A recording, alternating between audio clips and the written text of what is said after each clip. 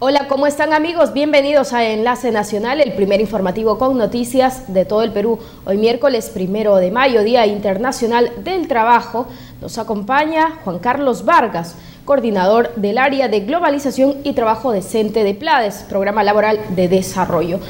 Bueno, el Día Internacional del Trabajo justamente es una jornada de lucha reivindicativa y en homenaje a los mártires que lucharon por la consecución de la jornada laboral de 8 horas y que tuvo origen en la huelga iniciada el 1 de mayo de 1886 en los Estados Unidos. Son 127 años de reivindicación. ¿Cómo está? Muchas gracias por estar con nosotros. No, muchas gracias por la invitación y compartir este día que también es un día especial para los trabajadores. A ver si es motivo de celebrar o no. Vamos a ver cuál es la situación. ¿Ha aumentado o ha disminuido la tasa laboral en nuestro país? Bueno, en realidad ha aumentado. En general los indicadores laborales en los últimos 2 años son de carácter positivo. Tiene que ver con el crecimiento también de la economía, que tiene un reflejo en el ámbito laboral. Entonces, en términos promedios, yo creo que ha mejorado la situación del sector, sobre todo formal de la economía, ¿no? ¿En cuánto porcentaje para ver la diferencia? Por ejemplo, la tasa de desempleo abierto se ha reducido a 7.2. La tasa de desempleo, por ejemplo, de jóvenes también ha tenido una reducción del 2011 al 2012, lo que es un sector de alguna manera siempre sensible y desprotegido que marca los indicadores. Porque a pesar además que existen más jóvenes que adultos mayores en nuestro país.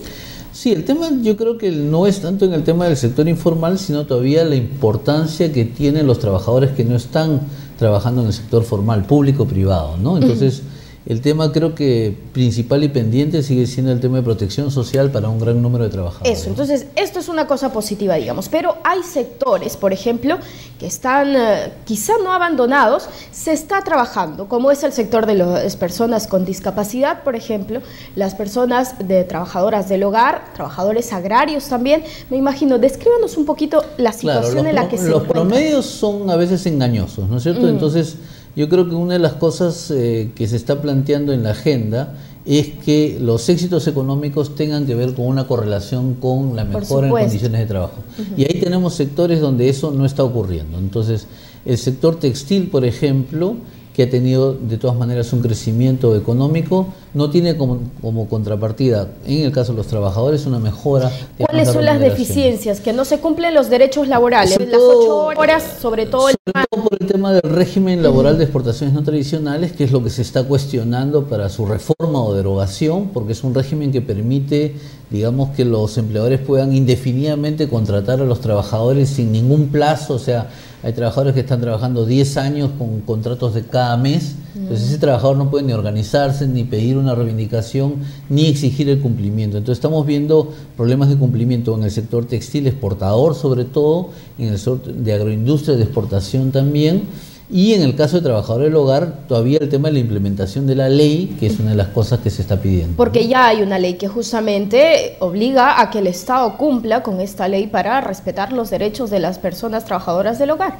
Exactamente, pero no se implementan, digamos, los sistemas que permiten, por ejemplo, los registros de los empleadores, que son difíciles a veces de cumplir, y otro tema que las trabajadoras están poniendo es la ratificación del Convenio Internacional de la OIT, que se ha aprobado en la OIT, pero que el Perú tiene que ratificar. Porque, por ejemplo, valgan verdades, y es una realidad que está latente en nuestro país, en este día, hoy Día del Trabajador, seguramente muchas trabajadoras del hogar no tienen su día de descanso como debieran. Exactamente, no tienen, digamos, la cobertura de la ley, que ya existe, que se logró, que fue un logro de las trabajadoras y los sindicatos, pero que simplemente no se implementa, no hay mecanismo de implementación. Hablando de logros también, las personas con discapacidad justamente ganaron con esta nueva ley, que fue muy criticada también por, digamos, sectores empresariales, sí. Porque se ha aumentado la cuota de 3 a 5 personas que máximo una empresa puede tener, digamos, en sus, digamos, en estas empresas, ¿no? Pero o sea, ¿no sería obligación, no se tendría que dar una ley para que estas, pues, tengan, digamos... Yo creo que ese es el debate que hay ya político con el gobierno, porque lo que estamos viendo en las últimas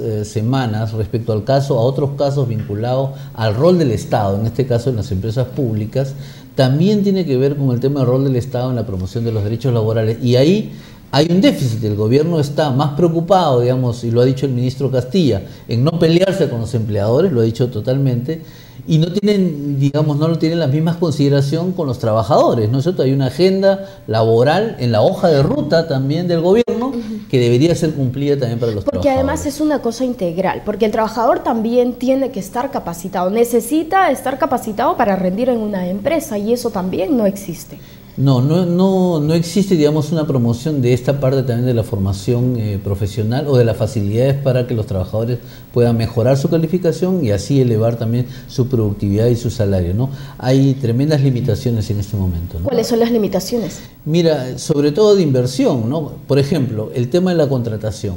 Si tú tienes a un trabajador que tiene contrato de un mes, ¿no es cierto? Que el empleador le hace contrato de un mes, ese empleador no va a invertir en ese trabajador. Entonces, los contratos tan cortos de duración que se han extendido en toda la economía va contra las posibilidades de invertir en la formación profesional. Ahí tenemos una contradicción. ¿Qué tiempo sería más prudente? ¿6 meses? ¿3 meses? Por lo menos 6 meses. ¿Del tipo de trabajo? En realidad depende del tipo de trabajo, pero en realidad si tú tienes una función de carácter permanente, o sea, no es una función que va a desaparecer en un mes, sino tú tienes una función que está de carácter permanente, los trabajadores deberían ir paulatinamente pasando de un régimen temporal a un régimen de carácter indefinido, porque la función es indefinida, ¿no es cierto? Hay una búsqueda permanente de, digamos, de contratos temporales que genera una gran incertidumbre en los trabajadores. Si tú tienes un trabajo cada mes, no tienes se puede hacer planes ni para hacer una refrigeradora ni una licuadora. Pues para compras, digamos, tan mínimas. Hay un dato también me parece importante, que solo el 21% de la población económicamente activa, digamos, goza de los derechos laborales, ¿no? Claro. ¿Esto qué significa? Esto significa que tenemos un sector inmenso de la población económicamente activa